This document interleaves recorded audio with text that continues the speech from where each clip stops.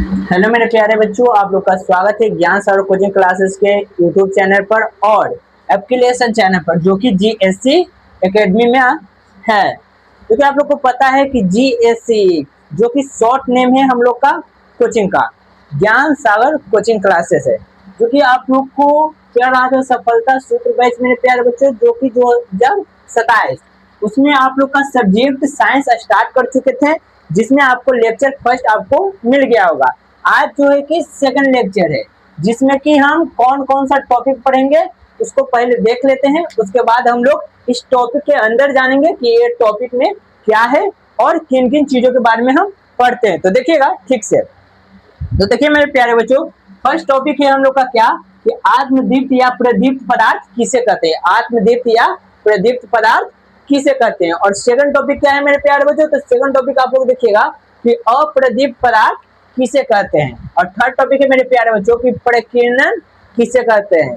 और fourth topic मेरा क्या है कि किरण किसे कहते हैं। और फाइव टॉपिक है हम लोग का क्या मेरे प्यारे बच्चों की किरण पुंज किसे कहते हैं। उसके बाद है कि किरण पुंज के कितने प्रकार होते हैं, उसको देखेंगे हम लोग। उसके बाद देखेंगे लास्ट टॉपिक को क्या कि प्रकाश के गमन के आधार पर पदार्थ को कितने भागों में बांटा गया है। तो ये सारे टॉपिक आज के क्लासेस में हम लोग देखेंगे मेरे प्यारे बच्चों। तो इसलिए टॉपिक बता दिए हैं क्योंकि आपको जो चीज की आवश्यकता हो उसे ही आप पढ़िए, अन्यथा दूसरा वीडियो मत देखिए। तो इसलिए आप लोग को बता दिए हैं कि ये सारे टॉपिक आज के क्लासेस में कराएंगे, जो कि मेरा क्लासेस होता है हर दिन कितना बजे 6 PM में हर रोज क्लासेस आपको मिलता है, जो कि यूट्यूब चैनल पर भी आपको मिलता है और एप्लीकेशन चैनल पर मिलता है। क्योंकि एप्लीकेशन चैनल पर क्या क्या मिलता है मेरे प्यारे बच्चों, एप्लीकेशन चैनल का ये फायदा है आप लोग का, क्योंकि उसमें क्या होता है, उसमें आपको मेरे प्यारे बच्चों क्या क्या मिलता है, तो क्लास लेक्चर तो मिलता ही मिलता है, क्लास लेक्चर तो आपको मिलता ही मिलता है। उसके साथ क्या पीडीएफ का अपलोड कराया जाता है, जो कि आपको क्लासेस में हम कराते हैं, उसको पीडीएफ के फॉर्म में आपको प्रोवाइड कराते हैं। थर्ड में आपको पूरा क्लासेस हो जाएगा, उसके बाद उस पर क्या आपको नोट्स मिलेगा, क्या नोट्स मिल जाएगा।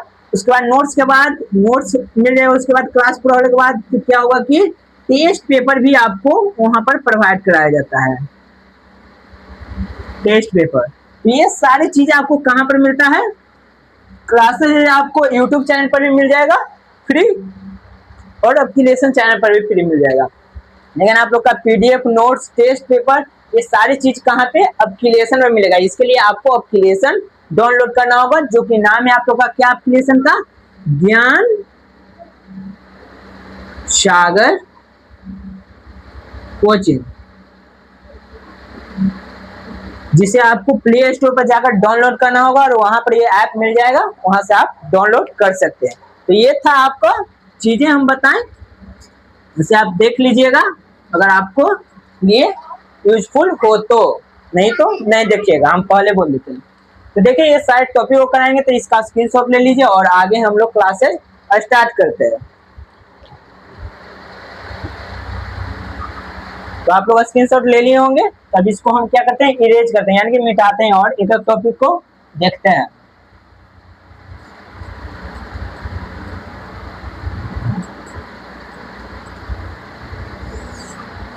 तो देखिए हम लोग फर्स्ट टॉपिक को पहले देखते हैं। तो पहला, ये प्यारे बच्चों पीछे देख चुके हैं कि अदीप्त, आत्मदीप्त और प्रकीर्णन किसे कहते हैं और किरण किसे कहते हैं। तो अब मेरा नेक्स्ट टॉपिक क्या था मेरे प्यारे बच्चों कि किरण किसे कहते हैं। तो इसको समझिएगा, किरण पुंज किसे कहते हैं। किरण तो पीछे समझ में चुके हैं कि किरण किसे कहते हैं, तो ऐसा सरल रेखा जिस पर प्रकाश चलता है उसी को क्या कहते हैं, किरण कहते हैं। या ऐसे बोल सकते हैं कि जब प्रकाश, जिस पथ पर प्रकाश चलता है मेरे प्यारे बच्चों, उसी को क्या कहते हैं, किरण कहते हैं।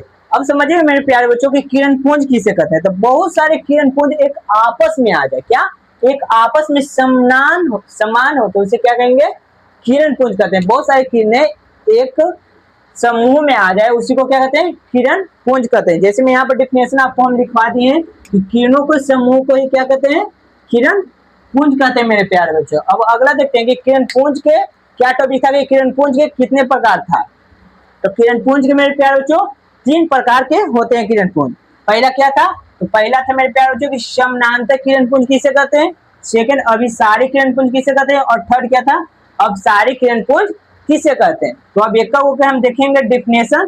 तो समानांतर किरण पुंज कैसे कहते हैं, तो यहाँ पर समझिएगा, ऐसा किरण पुंज जिसमें प्रकाश के सभी किरणें आपस में समानांतर हो। क्या किरणें आपस में, यहाँ पर थोड़ा सा लिख लीजिएगा, आपस में समानांतर हो, तो वैसे किरण पुंज को हम क्या कहेंगे मेरे प्यारे बच्चों, समानांतर कहेंगे। जो कि यहाँ पर चित्र में आपको हम दिखा दिए, सभी किरण पुंज क्या है, समान है ना। अब देखिए कि अभिसारी किरण पुंज क्या है। तो ऐसे किरण पुंज जिसमें प्रकाश की किरणें एक बिंदु पर, क्या इसको आप लोग दिमाग में रखिएगा कि ऐसा किरण पुंज जिसमें प्रकाश की किरणें एक बिंदु पर आकर जमा होती है मेरे प्यारे बच्चों, उसे क्या कहते हैं, अभिसारी किरण पुंज कहते हैं। जो कि यहाँ पर चित्र में आपको हम दिखा रहे हैं साफ साफ कि सारी किरणें क्या हो रहा है कि एक बिंदु पर आकर जमा हो रहे हैं। तो ये था हम लोग का सेकेंड। थर्ड देखिए कि अब सारी किरण पुंज है जिसे आपको हम बताते हैं, इसको आप लोग स्क्रीनशॉट ले लीजिए या नोट डाउन कर लीजिए। और नेक्स्ट हम लोग देखते हैं अब सारी किरण पुंज किसे कहते हैं।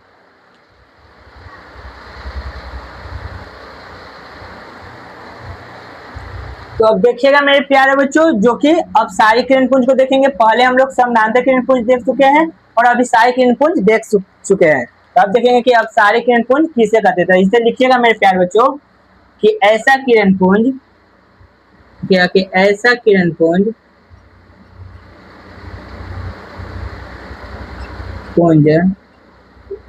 जिसमें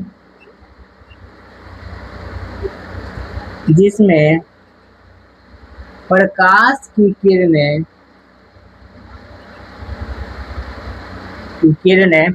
की किरणें एक बिंदु से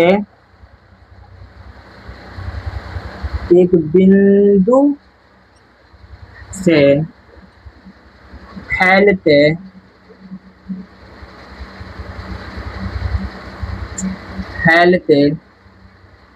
हुए दिखाई दे, उसे अपसारी किरण पुंज कहते हैं। उसे क्या कहेंगे मेरे प्यारे बच्चों, अपसारी किरण पुंज कहते हैं। तो यहाँ पर चित्र में देखिएगा बोल रहा है कि एक बिंदु से क्या हुआ कि प्रकाश के किरणें क्या हुआ कि फैलती हुई प्रतीत होगा। क्या होगा, फैलती हुई प्रतीत होगा। तो फैलती हुई क्या होगा, प्रतीत होगा एक बिंदु से। इसको कर देते हैं रेड जिससे आपको दिखे।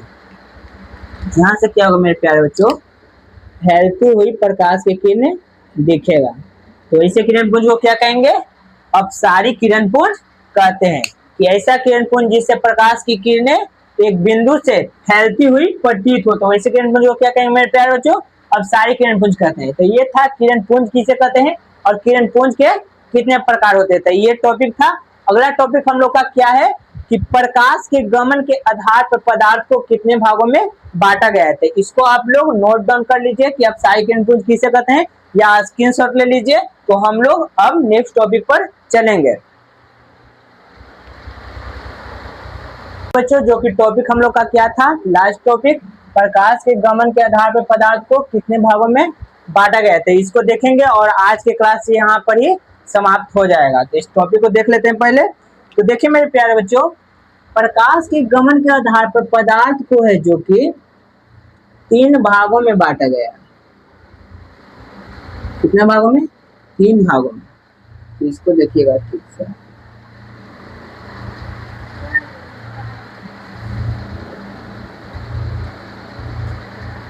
जो कि पहला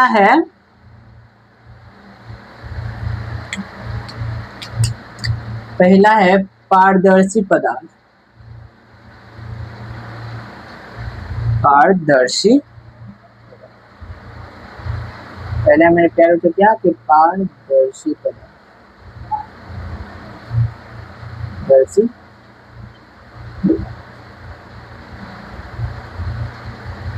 सेकेंड है हम लोग का अपारदर्शी पदार्थ।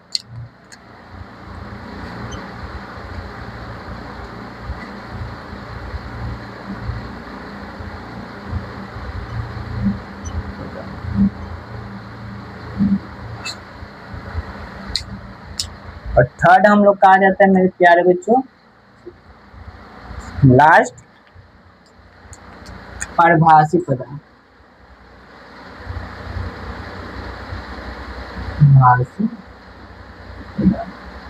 ये तीन प्रकार में बांटा गया है प्रकाश के गमन के आधार पर पदार्थ को मेरे प्यारे बच्चों, जो कि पहला है पारदर्शी पदार्थ, दूसरा है अपारदर्शी पदार्थ और तीसरा है मेरे प्यारे बच्चों पारभासी पदार्थ। अब देखिएगा कि पारदर्शी पदार्थ किसे कहते हैं, अपारदर्शी पदार्थ किसे कहते हैं और पारभासी पदार्थ किसे कहते हैं। तो पहले समझेंगे कि पारदर्शी पदार्थ किसे कहते हैं।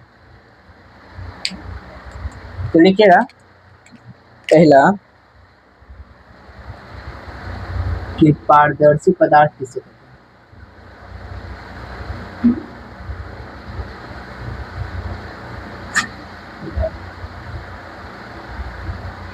तो इसमें लिखेगा मेरे प्यारे बच्चों कि ऐसा पदार्थ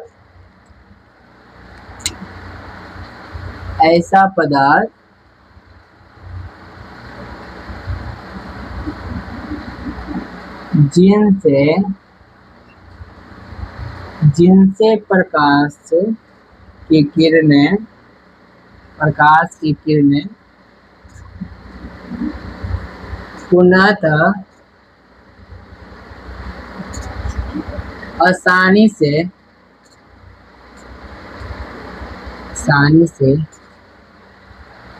पार कर जाती है।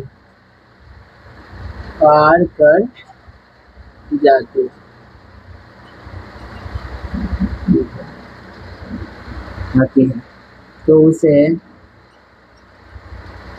उसे पारदर्शी पदार्थ कहते हैं।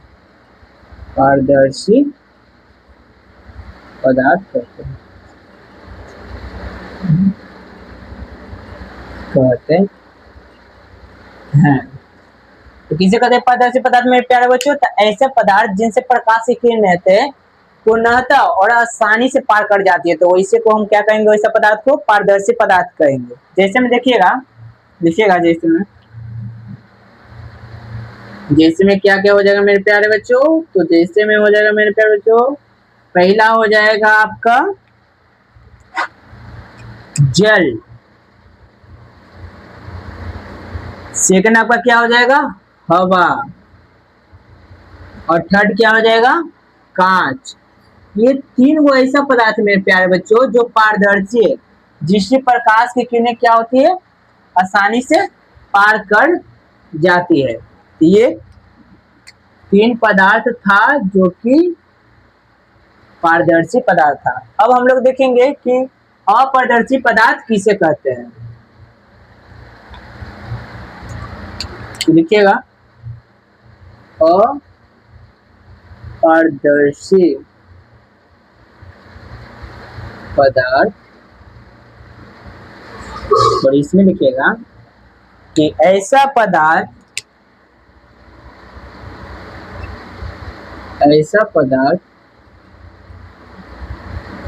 जिनसे प्रकाश की किरणें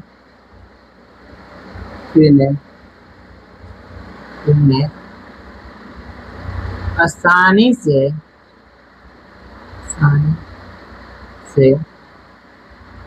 पार नहीं करती।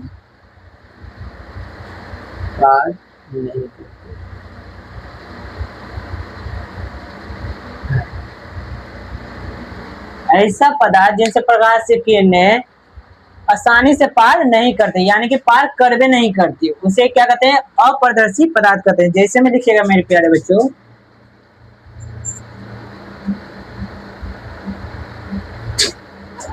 जैसे में आप लिख सकते हैं, पहला हो जाएगा आपका ईंट हो जाएगा। ईंट कैसा पदार्थ है, तो ये है जो अपारदर्शी है, जिनसे प्रकाश की किरणें पुनः पार नहीं करते। सेकंड हो जाएगा पत्थर।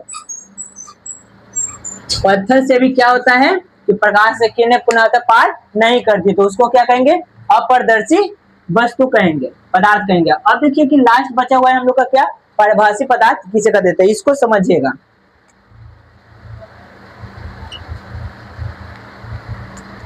लिखिएगा पारभासी। परभासी पदार्थ। तो इसमें लिखिएगा कि ऐसा पदार्थ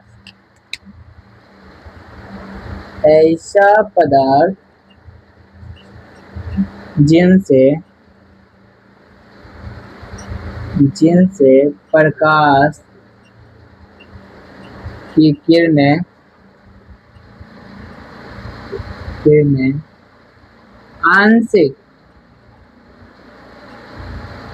आंशिक रूप से पार करती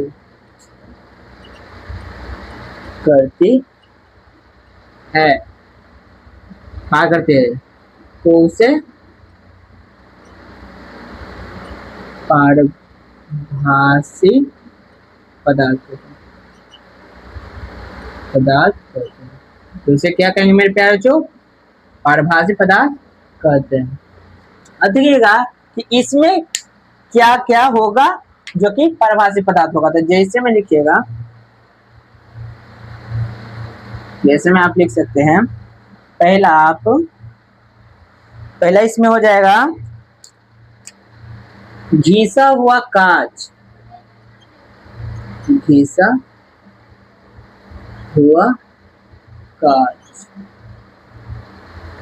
या सेकंड आप लोग का हो जाएगा, क्या जानते हैं आप लोग? तो सेकंड हो जाएगा मेरे प्यारे बच्चों तेल लगा हुआ कागज।